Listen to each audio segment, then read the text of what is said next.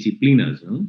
En cuanto a la ética, me refiero a la política y a la sociedad en general. Digamos que esos son los tres aspectos que yo he abordado desde la imitación, así que este trabajo justamente gira en torno a esos tres temas, pero por supuesto que aparece aquí las neuronas espejo como algo que les tengo que confesar. Yo me lo encontré hace ya más de una década aproximadamente, y digo que cuando me lo encontré para mí fue como un eureka, fue fascinante haberme encontrado con Rizzolatti, con sus neurones specchi, ¿no? Sus neuronas espejo. Para mí eso fue grandioso, puesto que completaba el triángulo ese que les acabé de señalar, en el que yo venía trabajando, sin saberlo, ¿no? Ustedes saben muy bien que uno trabaja a veces a tientas. Y digo el triángulo porque yo ya había identificado en las artes visuales y en la arquitectura también lo había hecho el tema de la imitación. El autor, digamos, que me fascinó, que de hecho yo diría que fue un espaldarazo para mí, es Ernst Gombrich.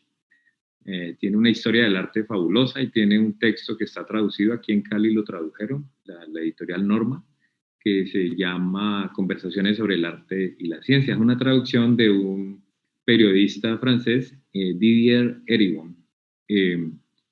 Así que la imitación primero me la encontré en el arte con Gombrich, y posteriormente también cuando estaba haciendo mi licenciatura en filosofía me encontré con René Girard, quien habla de la tesis del chivo expiatorio, etcétera, etcétera. Sin embargo, Girard fue el que me reveló la imitación en términos, digámoslo así, sociales, antropológicos, y yo diría éticos y políticos, porque así es que lo abordo, ¿no? Teniendo ese triangulito que yo trabajo, el de la estética y la ética, me faltaba el de la epistemología, y eso me pasó, como les digo, hace más o menos 10 años con Rizzolatti. De hecho, lo vi por ahí en una entrevista donde dice que la imitación es una cosa extremadamente complicada, ¿no? Entonces, para mí eso fue como eureka, cerré ese, podríamos decir, ese triángulo, y bueno, eso me ha permitido un poco ya como empezar a cerrar ese círculo. Después de 3 décadas, más o menos ya lo he hecho. Yo, como les decía, yo estudié arquitectura entre el 85 y el 90, y entre el 91 y el 95 estudié filosofía. Después, entre el 97 y el 99, hice mi maestría, y el doctorado lo hice entre el 2004 y el 2010 en la misma universidad en Tulane, la maestría y el doctorado, y los pregrados, como ya les había dicho, en la Universidad del Valle. ¿Por qué cuento esto? Porque todos los trabajos que he realizado, digamos, sobre todo en filosofía y en la maestría y el doctorado, giraron en torno a la imitación. Así que este es como digamos, es como esos amores, pues, que uno, intelectualmente hablando, que uno mantiene a lo largo de su vida, y casi que raya en, en una obsesión, ¿no? Por esto. Entonces, eso es lo que les quería decir ante todo, pues para un poco como para ubicar lo que voy a leer. Como les digo, yo me puedo poner a hablar durante mucho rato, entonces voy a hacerlo. Esto a mí me ha servido bastante en el aula de clase. Entonces voy a hacerlo, voy a leerla. Espero, debido al tiempo, pues son las 9:12 acá en Colombia. Allá serían las 11:12. Espero terminarlo en menos de 38 minutos para abrir una ronda de preguntas. Entonces, la ponencia se llama Neuronas espejo y el enigma del estilo en la arquitectura y las artes visuales. El campo actual de la enseñanza de las artes visuales y la arquitectura insiste en señalar negativamente los conceptos de imitación y estilo como algo que deberíamos pasar por alto, o al menos algo que no se debería realizar en el proceso creativo. La mayoría de los requisitos en los trabajos artísticos apuntan a que los estudiantes entre comillas, escuchen sus propias voces y obvien las influencias históricas, el conocimiento fundamental de las tradiciones creativas también y su propia manifestación social. Es decir, lo que se conoce en las artes visuales y la arquitectura como los estilos, ¿no? O dicho de manera más amplia, modelos, referentes. El estilo, en relación con las neuronas de espejo, no resulta un enigma biológico, puesto que su hallazgo avala la capacidad humana de imitar, refiriendo concretamente a Risolato. El verdadero enigma está en que el ser humano, como ser social y altamente imitativo, Girard, por ejemplo, que mencioné hace un rato, niegue su capacidad imitativa, lo que implica pensar las formas en que pedagógicamente se ha abordado la imitación en el aula para tener este tipo de consecuencias, este tipo de resultados que vemos hoy. Es pertinente, por ende, preguntar por la vigencia del estilo o los modelos o referentes como lo señalé. ¿Tiene sentido hablar de estilo a la luz de las artes y la arquitectura actual? Si el estilo tiene sentido, ¿por qué hay reticencia y rechazo a abordarlo en las aulas de clase? ¿Es el individualismo la causa operante de ese rechazo? ¿Es la fealdad actual del arte una consecuencia de la huida o no aceptación de las formas canónicas, sean estas modernas o tradicionales? El yo saturado y su entronización es quizás una de las razones más importantes que se puede señalar como justificación del desinterés por la tradición visual observada, ya sea diacrónicamente, actualmente o sincrónicamente, históricamente. Por esto, por esto que acabo de decir, esta ponencia se articula como un ejercicio analítico, etnográfico, en el aula de clase, por ejemplo, y teórico, de tres componentes de la imitación humana, las que ya señalé al principio, lo ético, lo estético y lo epistemológico, para no dar por sentada la facultad imitativa humana, que se expresa por medio de los estilos artísticos.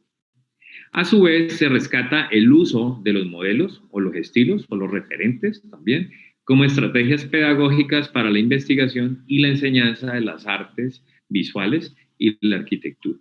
Es necesario preguntarnos por el estilo, puesto que el panorama actual de la enseñanza de las artes evidencia que los conceptos de imitación y estilo han sido mal interpretados en las últimas décadas.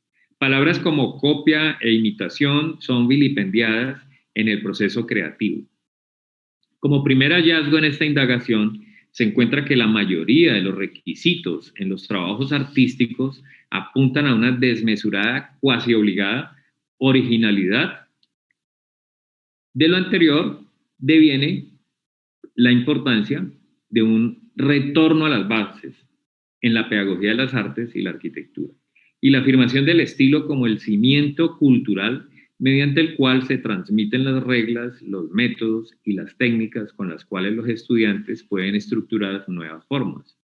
Porque, ¿cómo puede un estudiante afrontar la tarea de renovar, cambiar, reformar sus realidades sociales si no es a través del abordaje de estilos, formas de hacer concretamente?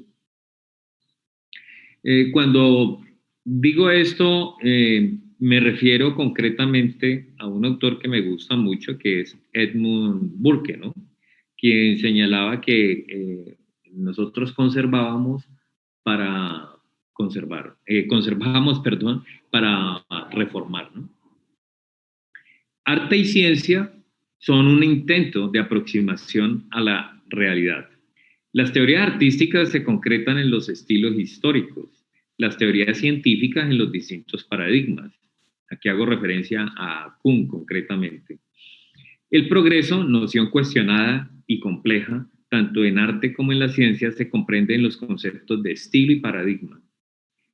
Este texto, con bases empíricas provenientes de las clases en artes visuales y arquitectura en la educación universitaria, se configuró como un ejercicio analítico que presenta el estilo como una estrategia pedagógica que realza la imitación de métodos y reglas del arte en general como fuente básica para la creación artística. Apuntó a responder preguntas como: ¿puede haber estilo sin imitación? ¿Cómo hablar de originalidad en términos de estilo? ¿Cuáles son las repercusiones de prescindir de las tradiciones socioculturales en el arte? Entre otras, ¿no?, que uno podría hacerse en torno a esto. Los términos de estilo e imitación caen fácilmente en la tentativa dicotómica de señalar cuál de los dos es primero, en términos de implicación. Sin embargo, dicho de manera rápida, si bien la imitación es filogenética, esta se expresa de manera ontogenética, es decir, en un medio cultural que en esencia el estilo mismo prevalente en cualquier cultura, ¿no? Aquí, digamos, tengo en el fondo a Walter Benjamin, ¿no? De igual forma, esta intriga por la imitación ha surgido a partir de experiencias docentes sistematizadas como autoetnografías en las que fue posible observar que en un medio donde se resalta la originalidad, el excentricismo y en algunas ocasiones la negación de fuentes históricas, es en los espacios educativos en los que justamente se debe promover el estilo como estrategia pedagógica para la enseñanza de las artes. Porque la arquitectura y las artes visuales que responden a nuevos indicadores de innovación, creación y singularidad, omiten el valor social y cultural del estilo como proceso de co-creación histórica y expresión de la capacidad imitativa de los seres humanos.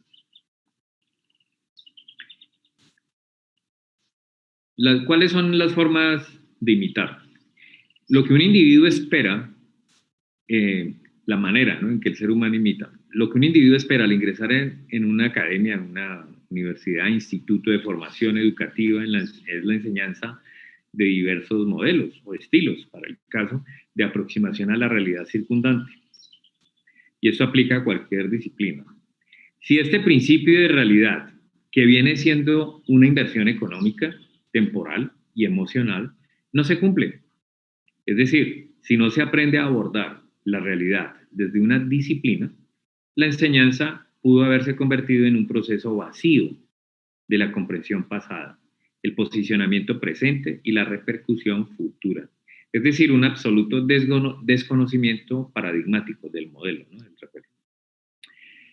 En el proceso de recolección de la información, que contó con una revisión documental de producción estudiantil en las investigaciones de arquitectura y artes de la Universidad del Valle, y también en otras universidades donde he trabajado,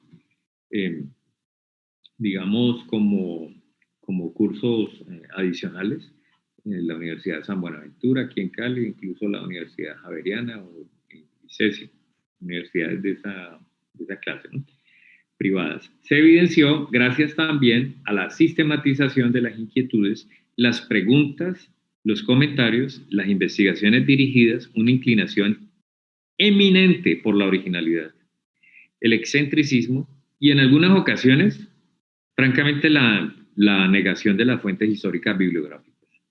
Eso es lo que uno observa todo el tiempo. Las artes actualmente están siendo impulsadas a responder a nuevos indicadores de innovación, creación y singularidad. Estos estándares aumentan el valor social y cultural de proyectos originales, únicos y geniales, que subsanen superficialmente problemáticas sociales o, en el peor de los casos, ensalcen el ego del creador. Lo anterior ha sido una forma incuestionable del quehacer artístico que ha llevado a muchas personas a contribuir, mediante sus deseos de superación, soluciones efímeras a problemas complejos de la sociedad. El arte se convierte en un mero artilugio que cumple con ciertos requisitos de multidisciplinariedad, palabra muy de moda. Pero surge la pregunta, ¿cómo se puede ser multidisciplinar, incluso yo diría transdisciplinar, e incluso indisciplinar, ¿por qué no?, si no se aprende una disciplina? Con base en el texto Five Minds for the Future, Cinco Mentes para el Futuro, es un texto del 2009, Howard Gardner, la mente disciplinada se encuentra como la primera mente a desarrollar.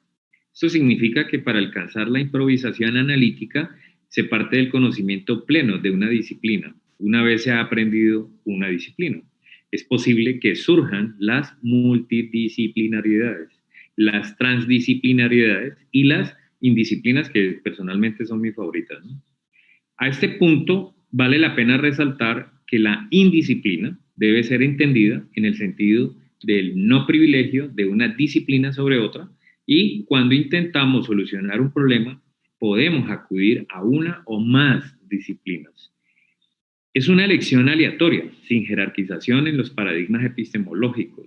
Esto significa que pueden anteponerse elementos exactos propios de la ciencia o por el contrario elementos más abiertos y dispersos. Gardner indica en su libro que para llegar a una mente disciplinada es necesario la activación de procesos de aprendizaje de una disciplina por aproximadamente 10 años. El componente ético que subyace en este elemento, según Gardner, es que aquella mente que no se disciplina puede estar sujeta a la disposición disciplinar de las mentes de los otros, que nada más es el destino sociológico de la mayoría. En arte es muy común encontrar este tipo de tendencias productivas, aquello que más resuena en redes sociales, de tipo digital y humano, por supuesto. Es aquello que se incorpora. De ahí resultan bodrios artísticos que hieren susceptibilidades, espacios naturales, estructuras arquitectónicas y memorias colectivas. Una vez se ha adquirido la mente disciplinada, surge casi de manera instantánea la configuración de la mente, de acuerdo con Gardner, sintética, que se dedica a seleccionar y congregar de maneras objetivas y generales las aproximaciones a las realidades sociales a partir de las distintas disciplinas. Esta mente, la sintética, busca sentidos generalizados y coherentemente unifica grandes cantidades de información. Es casi una abstracción analítica después de la adquisición masiva de información, resultado de una mente disciplinada. En arquitectura es común encontrar escuelas o tendencias estéticas de construcción de edificios cuando una mente sintética logra percibir las contradicciones disciplinares entre impacto y contexto social. Las principales preguntas que surgen al realizar nuevas construcciones son: ¿de qué manera este edificio impactará al medio ambiente? ¿Es sostenible su construcción? ¿Qué tipo de materiales permitirán una mejor adecuación en el ambiente en el que se construye? Eso significa que más allá de aprender a hacer una construcción, la capacidad de sustraer lo que este conocimiento permite con lo que se estima, anticiparía los inconvenientes o los futuros problemas. Generalmente se piensa la construcción como un objeto acabado que no cuestiona el futuro. Si estas preguntas aparecieran durante el proceso aprehensivo, se evitaría que grandes masas verticales de concreto atenten contra los seres vivos y sus alrededores. Aquí en Colombia han pasado muchas cosas de estas, ¿no? En tercera posición del desarrollo mental, de acuerdo con Gardner, se encuentra la mente creativa, que tiene como base la mente disciplinada y la mente sintética.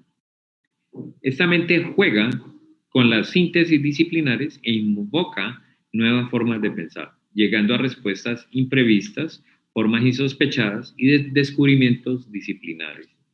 La forma creativa no niega las formas disciplinares, las avala justamente usando las abstracciones desarrolladas en el proceso sintético de lo aprendido.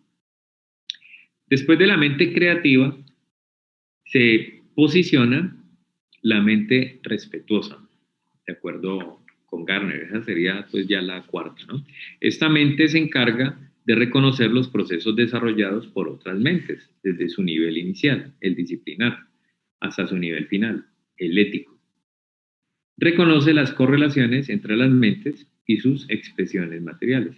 Desecha la intolerancia analítica, disciplinar y creativa porque identifica en la diversidad una construcción progresiva. Finalmente, y como la cúspide de las mentes, como la acabé de señalar, la final es la mente ética, que reflexiona a un nivel más abstracto que la mente respetuosa. Es capaz de plasmar inquietudes individuales en soluciones y análisis de la materialidad externa. Se ocupa de los problemas ambientales y colectivos a partir de proyecciones singulares que se transforman en complejos cuestionamientos sobre la vida y sus repercusiones. La mente ética cumple el ejercicio de situar a las individualidades en problemas de alcance global porque alude a la reflexión permanente de los impactos de la acción individual sobre la colectiva. Hasta el momento, la disciplina como base de toda formación humana es y será la única forma posibilitadora de la creación, según Gardner. Una mente creativa no es únicamente disciplinar, sino también inter y transdisciplinar. Lo interesante en lo expuesto sobre las 5 mentes y sus anclajes reposa en el alto nivel de imitabilidad que requieren cada una de las mentes. La disciplinar absorbe lo construido por milenios. La sintética requiere comparación y abstracción, y esto se logra observando otros procesos. La mente creativa logra su desarrollo al tomar en cuenta los procesos de aprehensión del mundo. Y las dos últimas mentes se empeñan en construir, o sea, la respetuosa y la ética, se empeñan en construir nuevos saberes por medio de la transmisión de los saberes adquiridos y las formas de convivencia imitadas, que de una u otra forma mantienen a los individuos en constante comunicación. De lo contrario, la vida social sería un rotundo estado de guerra. Para el caso puntual de esta presentación, la disciplina que se enseña y articula por medio de técnicas, herramientas y campos de acción son las artes visuales y la arquitectura, sin perder de vista el fuerte componente pedagógico que implica una licenciatura. Me refiero al departamento donde yo trabajo, que hay una licenciatura en artes visuales. Sin ánimo de volver esta presentación recalcitrante, pero sí esclarecedora, lo que los estudiantes deben reproducir en términos gardnerianos es, en una licenciatura en artes visuales o arquitectura, son diversas estrategias de enseñanza de las artes, pedagogías artísticas y ejemplificaciones particulares de lo pedagógico en las artes. Sin embargo, en los últimos 5 años de producción académica de la licenciatura, los estudiantes sufren de un flagelo, lo diría así, de originalidad artística que demerita los estilos de producción en las artes a lo largo de la historia. Muchos pretenden participar de la indisciplina sin saber aún qué deben hacer en las artes visuales y mucho menos, en la educación artística. Hay otros casos extremos cuyos dos primeros pasos, mente disciplinada, mente sintética, son ignorados. Dan por hecho que todo aquello que se haga en las artes debe ser valorado como creativo. De esta manera, todo lo que se produce son obras inconexas, con procesos no propiamente pedagógicos de situaciones sociales actuales o pasadas. Son individuos que desean dar rienda suelta a sus destrezas técnicas, incluso sin tenerlas, sin reconocer el proceso contextual que las posibilita. He escuchado, por ejemplo, para hacer aquí una anécdota, ¿no? Un alto. He escuchado colegas, por ejemplo, que dicen que ya no se trata de imitar obras de arte. Yo no estoy promoviéndolas, por supuesto, pero dan unas razones increíbles, ¿sí? Como que eso ya está superado. Yo siempre he dicho, no, la razón por la cual ya no se puede hacer es porque es imposible hacer lo que artistas del pasado llevaban a cabo con tanta maestría, ¿no? Digo concretamente lo que se conoce en las artes visuales como arte imitativo, incluso en la arquitectura. Uh, Reproducir una escultura de Miguel Ángel es prácticamente imposible, o un ejemplo favorito mío sería, por ejemplo, la Sagrada Familia o cualquier casa, ¿no? de Gaudí en Barcelona. En este sentido, ¿qué implica crear a medias en una disciplina? Hacer sin descubrir y no comprometerse con los aspectos éticos, estéticos y epistemológicos de la sociedad. Eso es lo que resultaría. Es decir, aumentar el vademecum de creaciones artísticas sin ningún efecto pedagógico. Todas estas situaciones anecdóticas dan cuenta de las neuronas de espejo, células cerebrales que se activan desde el primer momento en que observamos e imitamos las acciones de nuestros congéneres y las de otras especies. Por ejemplo, los niños que observan a las mascotas de sus padres comer en el suelo y en cuestión de segundos arrojan la comida al suelo y la agarran con la boca. La capacidad del ser humano de sentir lo que otro individuo está sintiendo sin haber sido afectado por los mismos estímulos. El bostezo en las reuniones, entre otros diversos ejemplos, explicitan la incuestionable y natural habilidad del ser humano de imitar, incluso cuando se niega.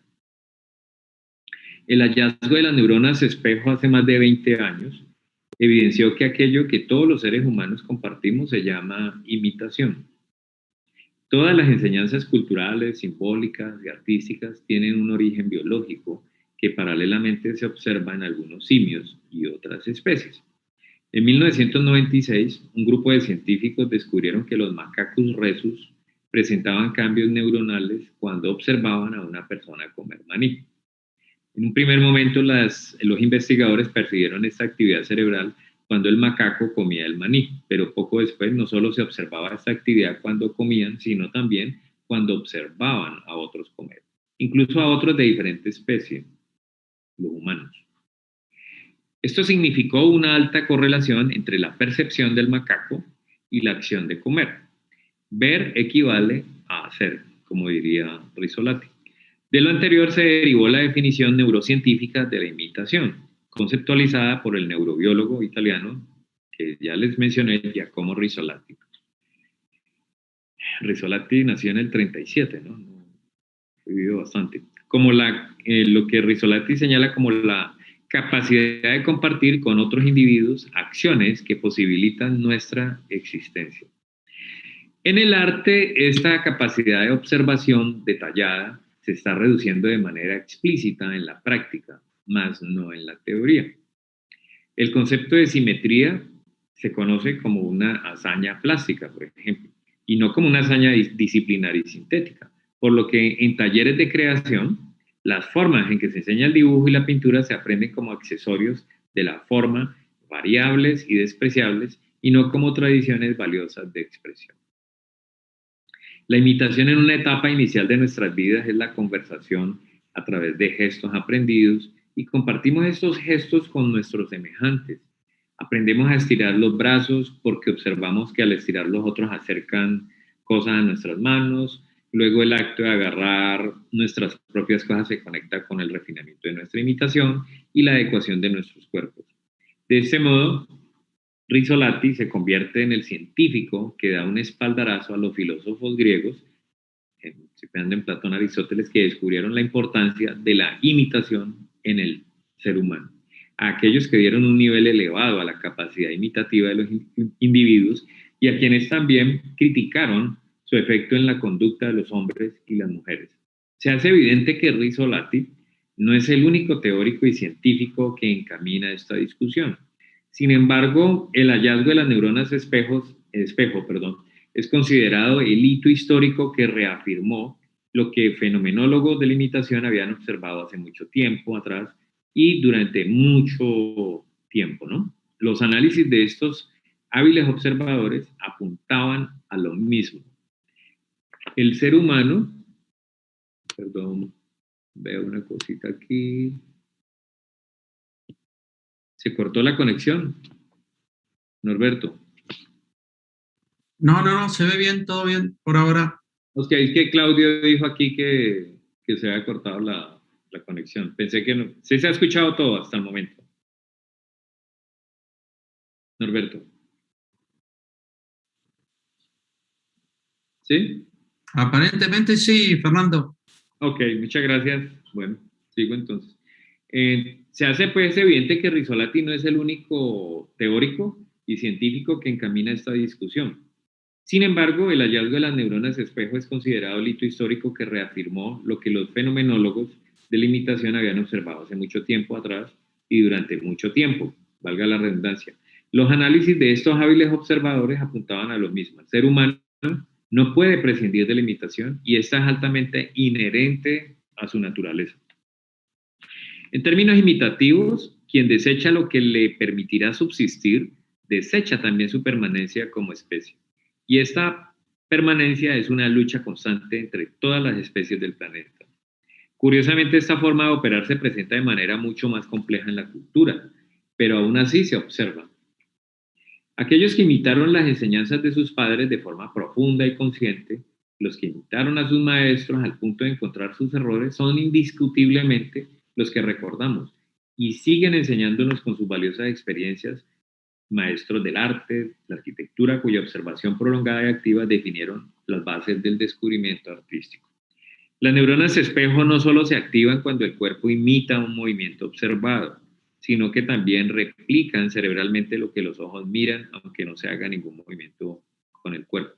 Rizzolatti a esto le llama action potential, ¿no? Acción potencia, un poco haciendo referencia a Aristóteles respecto a la diada acción potencia, ¿no?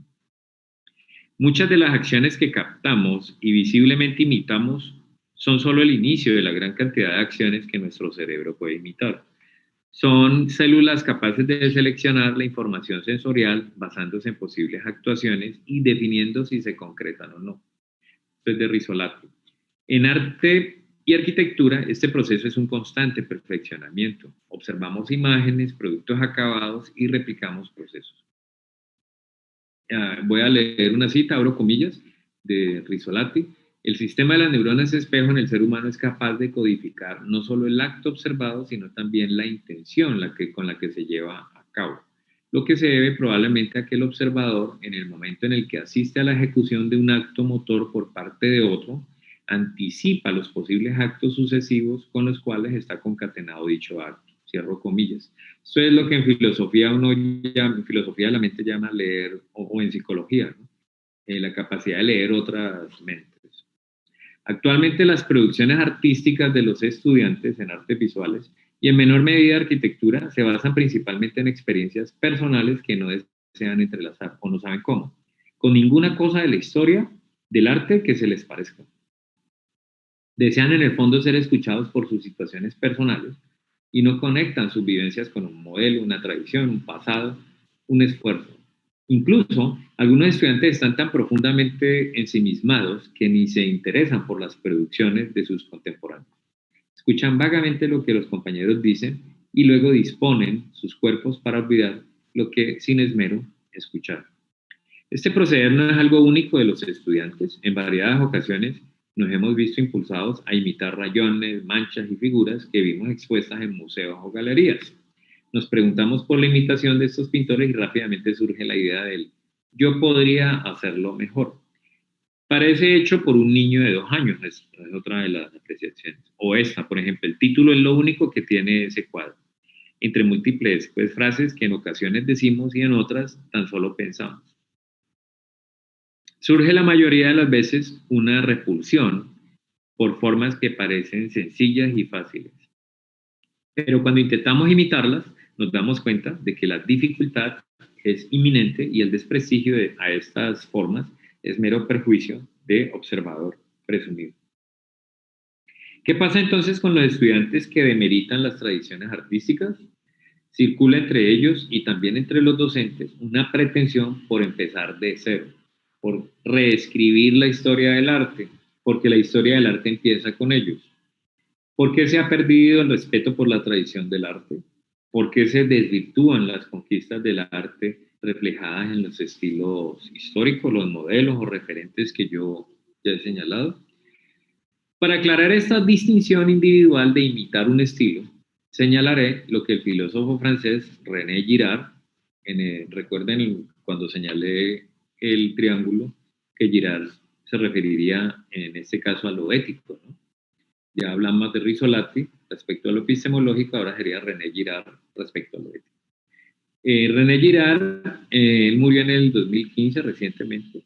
Escribió en su libro Literatura, Mímesis y Antropología. Este texto es de 1984. Allí Girard indica que las novelas de los grandes literatos como Dostoyevsky, Shakespeare, Flaubert, Proust, Balzac presentan de manera clara las variaciones del comportamiento humano, a diferencia de los filósofos, decía Girard, cuyas cavilaciones sobre la conducta humana los detienen en los detalles, olvidando en el entramado impredecible del ser. Por lo anterior, los libros de literatura, según Girard, son la fuente predilecta de su análisis sobre la manera en que los seres humanos imitamos. Girard señala que en la literatura se observa de manera recurrente una insatisfacción del deseo por parte de los personajes, fuerzas sociales que impulsan a los individuos a desear lo que otros tienen, obviando las propias riquezas. Girard habla de desear, yo hablo de envidia como algo positivo, ¿no? De hecho, creo que la envidia mueve mucho la cultura, ¿no? El querer lo que el otro tiene. De esto deviene lo que él mismo llama, la enfermedad ontológica, entre comillas, el vértigo insoportable de no ser lo que deseamos ser.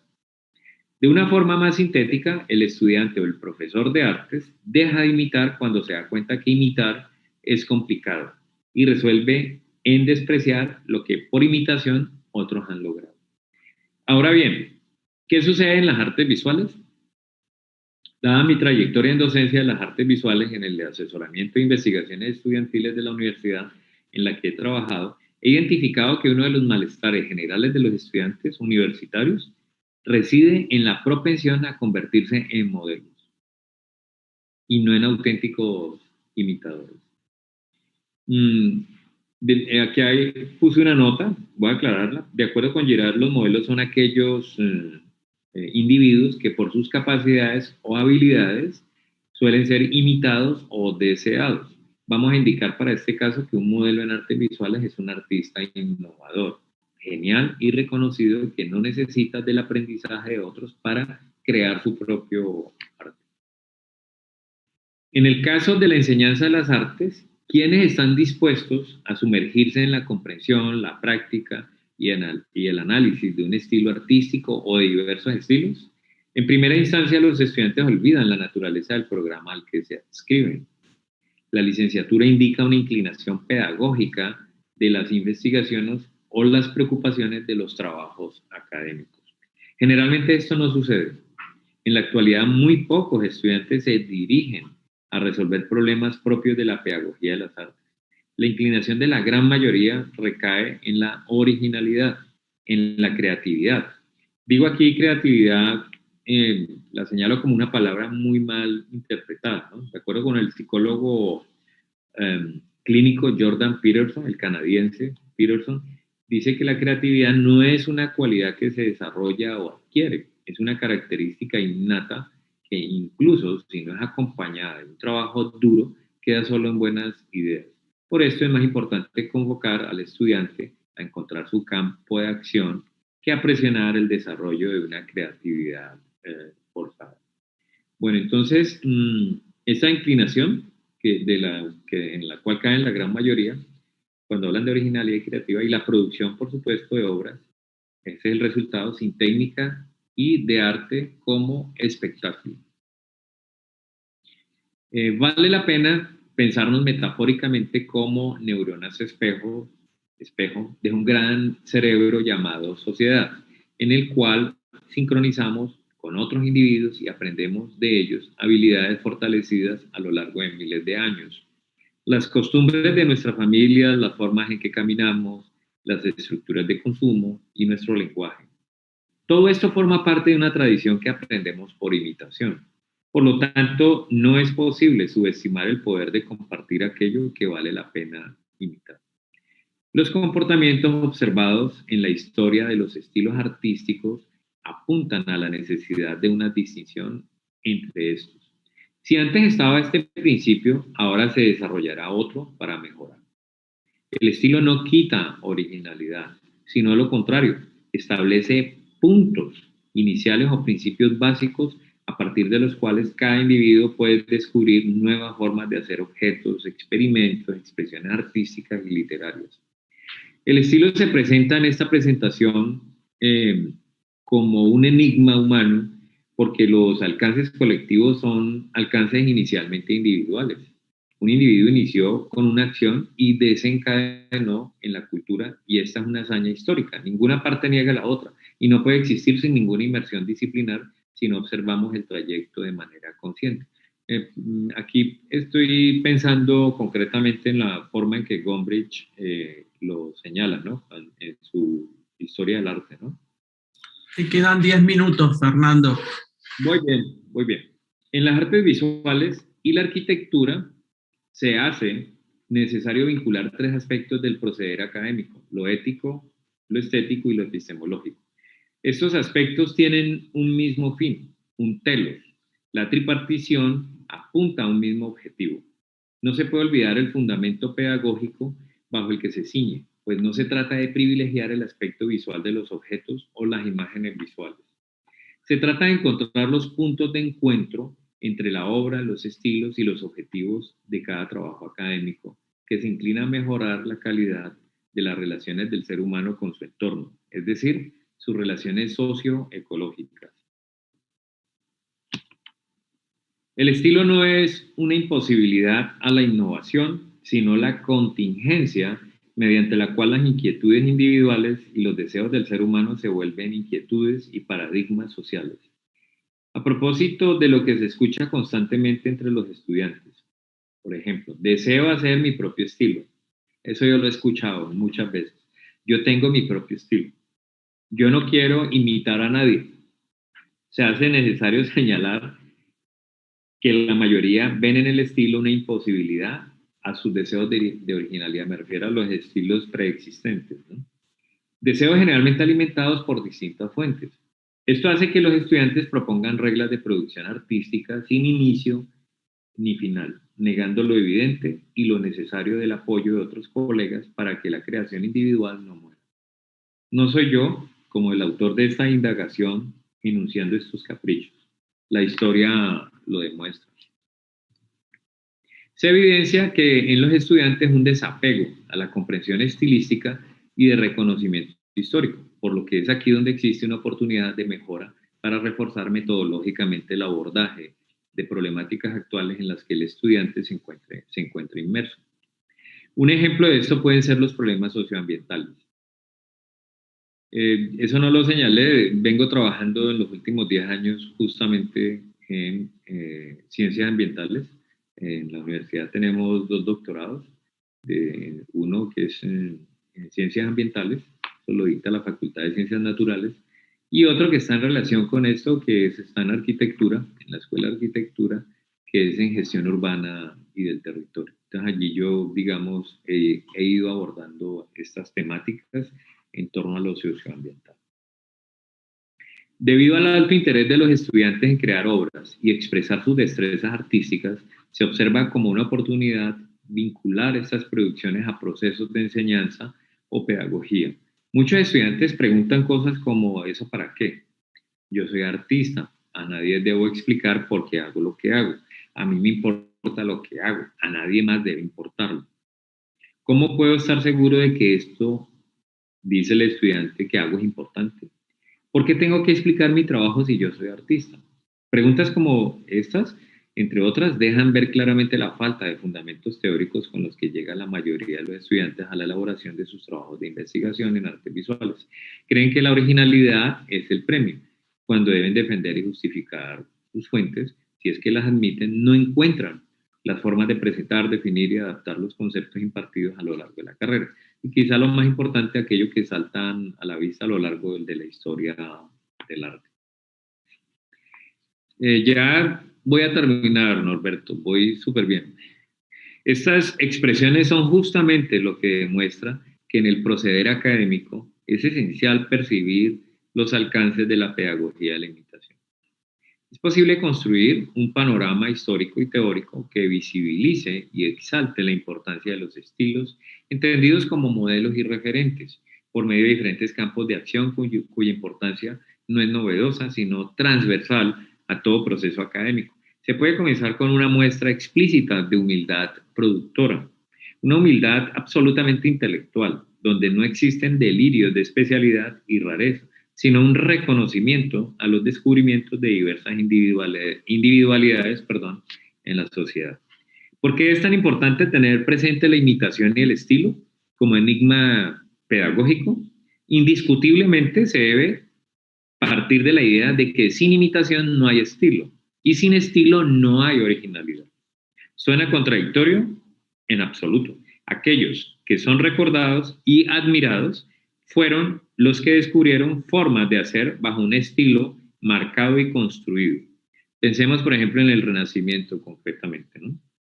Reconocer la necesidad de dominar un estilo, ojo, como modelo referente para producir en las artes y permitir que los diversos estilos se revelen como estrategias didácticas que necesitamos para la enseñanza, significa asumir el estilo como modelo y código que debe ser aprendido, valorado e incorporado como elemento necesario y primordial en la formación disciplinar de las artes visuales y de la arquitectura, por supuesto. La creatividad trasciende los límites disciplinarios. porque supera las barreras impuestas por estructuras sociales rígidas, puede llegar o no, pero el trabajo imitativo puede dejar de hacerse cuando se imita bien. Sin embargo, imitar bien nos lleva la vida entera y la originalidad y la creatividad no nos es dada a todos, ¿no? Bueno, yo con eso terminaría, Norberto. Muchas gracias. Gracias, estimado Fernando. Y tengo una preguntita muy personal en base a tu ponencia, es cómo las neuronas espejos influyen y pueden generar buena creatividad en el proceso creativo del arquitecto o del artista. ¿Tú crees que eso es tan así como te lo estoy expresando? ¿O qué factores pueden influenciar entre las neuronas espejo versus la creatividad en un arquitecto o en un artista? Estás respondiendo, estás, mencionando la palabra creatividad, ¿no? Sí. Y eso obviamente tiene relación con, por ejemplo, con la originalidad. Yo no discuto la originalidad, ¿no? Para nada, no, nunca la he discutido. Efectivamente existen genios. El trabajo mío gira más en torno a personas que no son ni genios ni muy originales. Me estoy refiriendo a la gran mayoría de las personas, porque en general, digamos, si una persona genéticamente tiene, digamos que está bendecida, ¿no? Genéticamente, por supuesto que esa persona que está bendecida genéticamente tendrá ciertas ventajas. Sin embargo, incluso, digamos, neuronalmente, neurocognitivamente hablando, teniendo esas ventajas genéticamente, esa persona requiere de una formación en una disciplina. Siguiendo un poco las 5 mentes de Gartner. Entonces, no sé si estoy respondiendo, si va en la línea en que tú lo Sí, estás sí, preguntando. Fernando. Y me pareció muy importante una palabra que introduciste, el tema de la ética. La ética en el diseño, la ética en la creatividad y la ética en la neuroarquitectura. Y en eso me parece que, ¿por qué te parece que? Porque recalcaste mucho el tema de ética. Sí. Obviamente estamos hablando de neuroarquitectura. Si estaríamos hablando de neuroliderazgo o neuropolítica, sería un gran desafío esto de la ética. Pero por eso te ríes, por eso. Pero cómo a veces con la ética tú has dicho el copiar, el tema del copiar o el tema de los diseños, ¿cómo influye eso a veces como en la creatividad o en el profesionalismo del artista o del arquitecto, o no? Bueno, sí, debido al tiempo voy a tratar de ser breve e ir al grano y tú me dices si estás satisfecho con la respuesta, ¿vale? Pero yo, digamos, lo voy a poner con un ejemplo muy sencillo. Fíjate que antes de las patentes, concretamente antes del siglo XVIII, porque las patentes emergen justamente con la revolución industrial, todos lo sabemos, ¿no? Nomás hay que pensar en Marx, siglo XIX, y cómo emergen estas patentes, digamos, el privilegio, ¿no? Los monopolios que se pueden tener sobre las máquinas, por ejemplo. Pero es curioso que antes del siglo XVIII las patentes no existían. Es decir, la gente obviamente sí cuidaba, si alguien, por ejemplo, sabía producir pólvora, pues uno no quiere que eso caiga en manos del enemigo. Pero lo interesante es que las patentes en general en la sociedad no eran una realidad. Es decir, es más, lo más recomendable en términos de escuela era imitar bien. O sea, uno ve, por ejemplo, en la historia, por ejemplo, un Da Vinci, ¿no? Está con el Verrocchio estudiando y allí aprende todo desde niño. Lo mandaban desde muy pequeño, le veían las cualidades y ya jovencito, pues se supone que superó a su maestro y pudo montar su taller aparte. Así que es interesante, Norberto, que fíjate que antes del siglo XVIII lo mejor era imitar, ¿no? O sea, esa se tomaba como algo muy natural, ¿no? Si hay un gran arquitecto y tú puedes hacer lo que ese arquitecto hace, pues eso era, digamos, muy bien visto socialmente. Pero después del siglo XVIII no, con las patentes. Sí, tú lo estás marcando y creo que el desafío para el milenio que se viene es, cuando uno lee el libro, es de la lectura inventar tu propio libro y no ser un mero replicador cuando das una clase, que el alumno me replique lo que dice el libro o lo que hizo tal arquitecto o tal artista. Creo que ahí está el gran desafío que tú lo estás diciendo con esto de las neuronas espejo y con el tema de la generar creatividad a través de eso. Claro, ¿O no? y yo sí, por supuesto, ¿no? Y qué pena, yo sé que el tiempo es escaso y de pronto nos estamos pasando, pero respecto lo que tú acabas de señalar, se me fue la onda. ¿Qué fue lo último que dijiste cuando... El tema de la creatividad, el no tener que copiar o replicar las cosas y de la lectura de un libro, crear tu propio libro. Claro, fíjate que yo, bueno, alguna vez escribí un texto haciendo referencia, por eso me confundí un poquito allí. Yo hablaba de 4 categorías y dentro digamos, de las 4 categorías, la primera era la copia. Fíjate que la palabra copia es vista como algo vulgar, ¿no? Sin embargo, el ser humano es el único capaz de copiar. Es el único al que se le puede acusar de plagio. Sin embargo, eso forma parte de la imitación. Incluso la memoria también es mal vista. Claro, de acuerdo contigo, no se trata, y este es el problema, de que la imitación se reduce a un mero ejercicio de copia. Por ejemplo, Le Corbusier, que es un arquitecto que he estudiado, habla de la metáfora de la máquina. Allí, pero pues obviamente ya el tiempo se nos acabó, eso sería para otra discusión. Pero las analogías para mí, pues obviamente, y la comparación, son la posibilidad misma de ser original. Por ejemplo, de hecho, Le Corbusier se lo conoce como un arquitecto pues, que se inventó la arquitectura moderna. Bueno, hay otros, por supuesto, pero él decía que la casa es una máquina de habitar, ¿no? La maison est une machine d'habiter, decía. La casa es una máquina de habitar. Eso es una analogía con las máquinas. Pero cuando uno ve las casas de Le Corbusier, no son una máquina, son casas. Bueno, estimado Fernando, ha sido un honor, pero un grato honor tener que escucharte.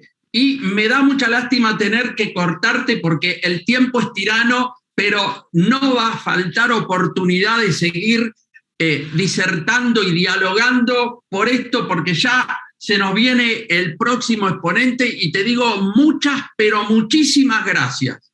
Gracias totales. No, muy feliz de estar aquí con ustedes. Muchas gracias para tener este espacio, ¿no? Para compartir. Bueno, entonces ya podemos, terminamos allí, ¿cierto, Norberto? Muchas gracias. Sí.